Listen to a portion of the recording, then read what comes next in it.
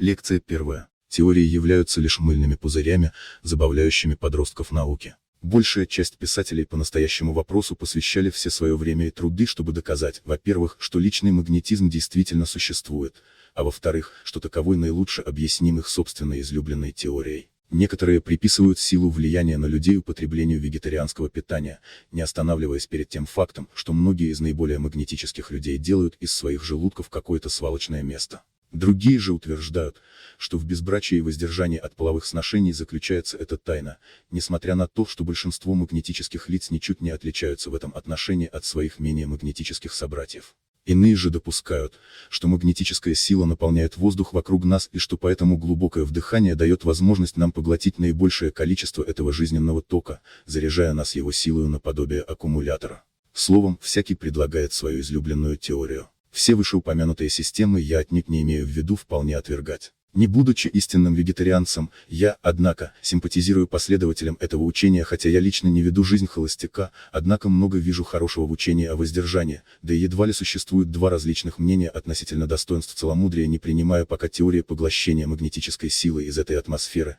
Я все-таки решительный защитник и последователь глубокого вдыхания, полагая, что многие болезни и душевные слабости исчезли бы на земле, если бы люди повсеместно следовали бы этому. Все эти вещи, конечно, хороши сами по себе, однако уже незначительное размышление покажет всякому, что не они являются первичными факторами в проявлении свойства, известного под именем личного магнетизма. Писатели обыкновенно заканчивают тем, что рассказывают своим читателям об удивительных возможностях, доступных для всякого по этому предмету, кто приобретет такую силу и научится ею пользоваться. Во всяком случае, они говорят мало или совсем ничего о том, как возможно приобрести эту силу. Вопрос этот, по-видимому, состоит вне их теории. Они произносят речи, но не поучают. Они скорее проповедники, чем учителя. Они успокаиваются на теориях, пренебрегая фактами. Истинный прогресс в этой отрасли научного изыскания был сделан не писателями или теоретиками, но немногими действительными исследователями, произведшими многочисленные опыты и испробовавшими все пути изыскания, чтобы вынести этот удивительный предмет из области отвлеченных умозрений на твердую научную почву.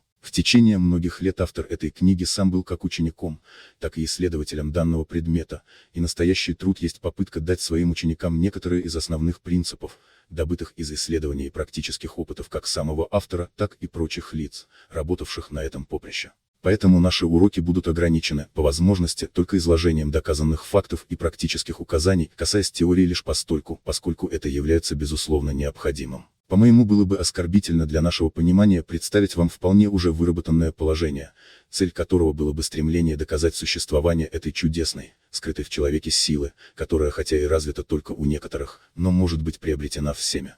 Имеется в виду то таинственное свойство, которое за недостатком более подходящего названия мы называем личным магнетизмом. Стремиться доказать ее существование было бы равносильно попытке убедить среднеразвитого человека в том, что магнит влияет на иглу, что лучи проникают через тело человека или даже через еще более плотную среду, что извещение может быть передано при помощи электричества, лучей света или даже по беспроволочному телеграфу, через воздух помимо всякого иного посредника. Каждый образованный человек знает о существовании вышеуказанных явлений и не нуждается в том, чтобы ему снова доказывали это. Если же он интересуется таким предметом, то и захочет знать, как действовать этими силами, чтобы иметь возможность самому производить опыты. То же самое относится и к читателю, интересующемуся личным магнетизмом. Он уже давно знает, что такая сила существует. Он ежедневно ее видит вокруг себя и знает о чудесах, произведенных благодаря последней. Может быть, он уже сознает, что развил в себе эту силу до некоторой степени и во всяком случае желает или стремится ознакомиться с теми средствами, при посредстве которых он мог бы полнее развить и разумнее применить эту скрытую в нем силу. Поэтому я не буду пытаться доказывать существование таковой, думая, что это очевидно уже само по себе. Я также намерен избегать утомительных изложений многочисленных теорий, которые предлагались до сих пор, чтобы объяснить явление личного магнетизма. Не выставляю из своей личной излюбленной теории за неимением последнее. Я хочу лишь постараться научить вас, как достигнуть практических результатов, а потом уже вы сами можете в теории изучить предмет или даже создать свою собственную относительно этого.